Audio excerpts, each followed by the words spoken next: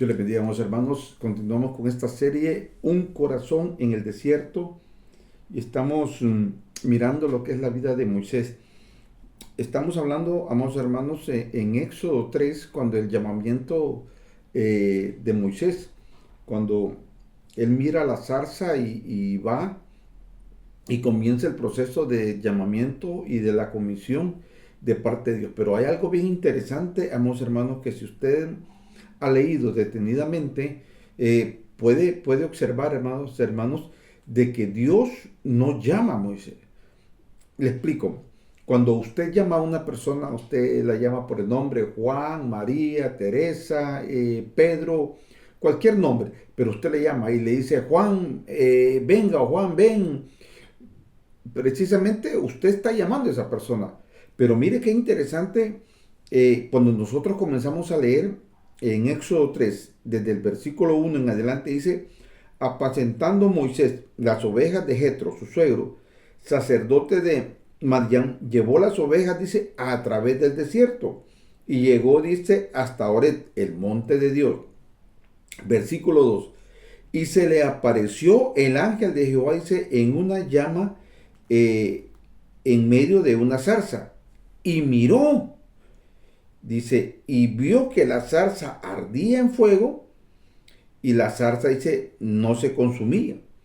Versículo 3 dice, entonces Moisés dijo, iré yo ahora y veré esta gran visión. ¿Por qué causa, dice, la zarza se quema? Hasta ahí nomás. ¿Sabe, amados hermanos? En ningún momento Dios llamó a Moisés estando apacentando las ovejas de su suegro. Esto nos da a entender, hermano, de que hay lugares, hay momentos en los que Dios no nos va a llamar a nosotros. Mire qué interesante es esto, ¿no? En ningún momento Dios le dijo a Moisés, estando apacentando las ovejas, Moisés, ven, en ningún momento. ¿Cuándo comenzó el llamado de Moisés? Versículo 4, porque esto es bien interesante. Viendo, dice Jehová, que iba a ver, lo llamó Dios en medio de la zarza y le dijo, Moisés, Moisés, y él respondió, heme aquí. Amados hermanos, esto es muy importante reconocerlo.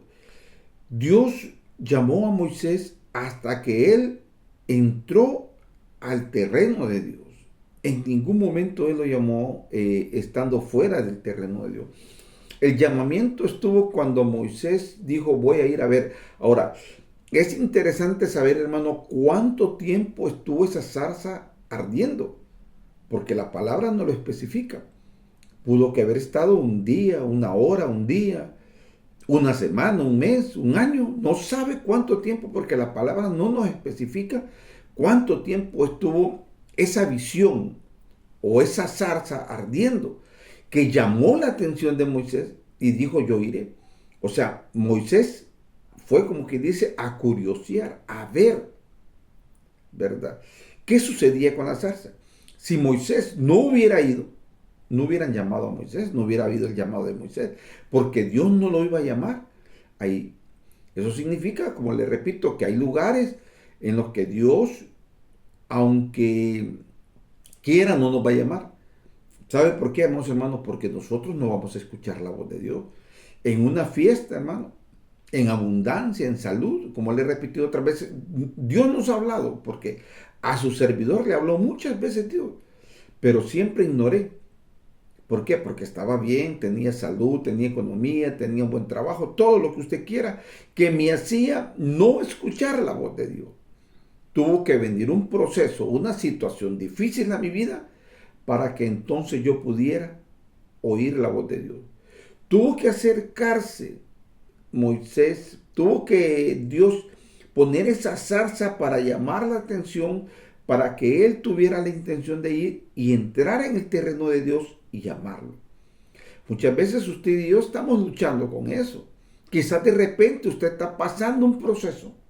Dios le está hablando Y aún así, hermanos, con todo el proceso encima, con toda la situación difícil, con todos los problemas que nos están agobiando, con todo eso, aún nosotros ignoramos la voz de Dios. Dios eh, permitió que esta situación se diera para llamar a Moisés. Mire, cuando miró Dios, cuando vio Dios que, que se acercaba a Moisés, entonces él lo llamó.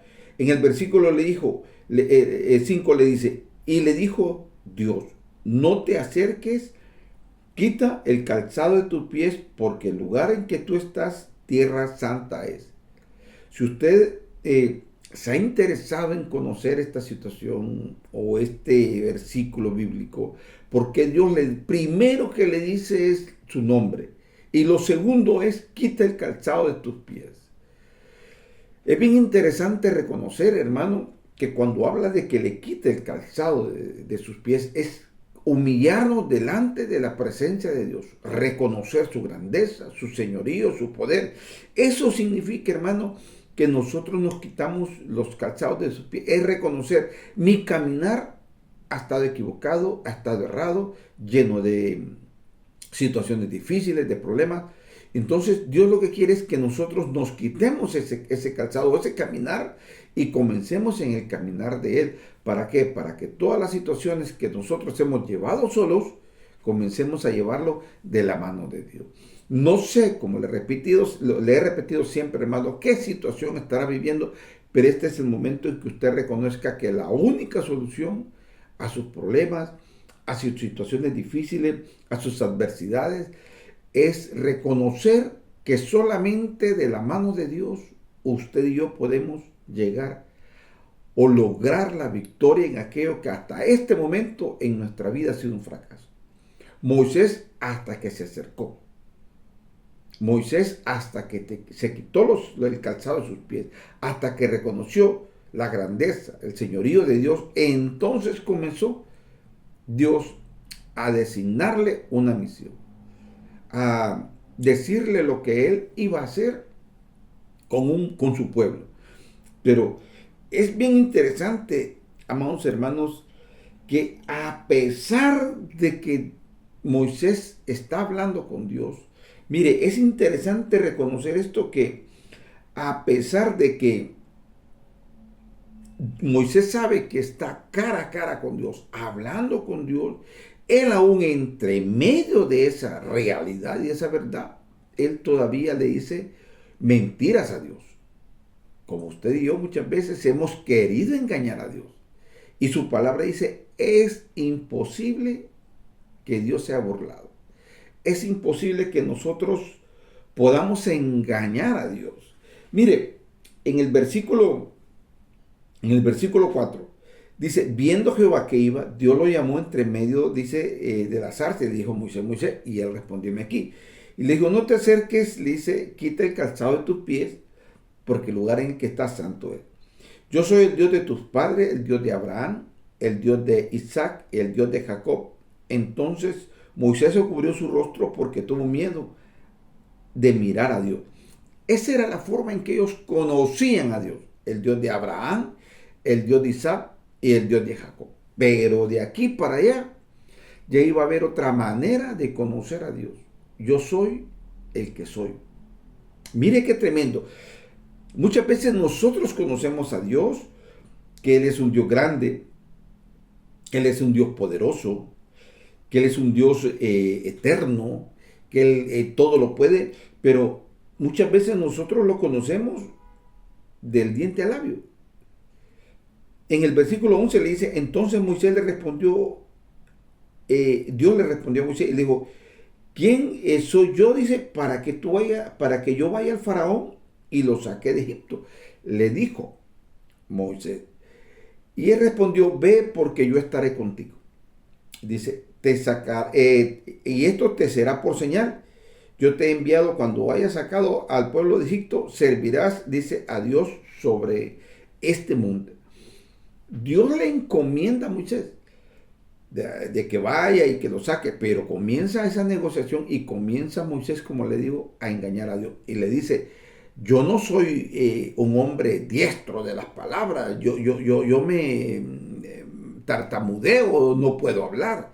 Y mire qué tremendo, porque esa es una gran mentira, porque en Hechos 7:22 usted va a leer quién era Moisés. Moisés era un hombre diestro en palabras, era un hombre poderoso en palabras, era un hombre, vamos hermanos, si él viene de ahí, él viene de la casa del rey, de la casa del faraón, viene de conocer todo el ambiente, el mover del faraón. Él era no era un hombre cualquiera, era un hombre conocedor, un hombre que era, como dice la palabra aquí, era poderoso en palabras, pero le dice a Dios que él no puede hablar.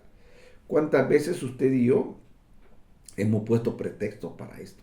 ¿Cuántas veces usted y yo hemos negado, hermano, que podemos hacer eso? ¿Sabe, amos hermano? Es bien interesante reconocer que la voluntad de Dios es agradable y es perfecta. En este momento en que usted está atravesando este desierto, esta situación difícil, es el momento de volverlos a Dios con un corazón sincero y poner todo aquello que nos agobia, que nos angustia, que nos aflige en la mano de Dios. Dios espera que usted y yo nos acerquemos a Él para Él a comenzar a obrar. Jamás, jamás Dios va a comenzar a hacer algo sin que nosotros le permitamos que obre en nuestro corazón y en nuestra vida. Así es que este es el momento, este es el tiempo de permitirle a Dios obrar en nuestra vida. Amada hermana, amada familia, muchas gracias y que el Señor les bendiga.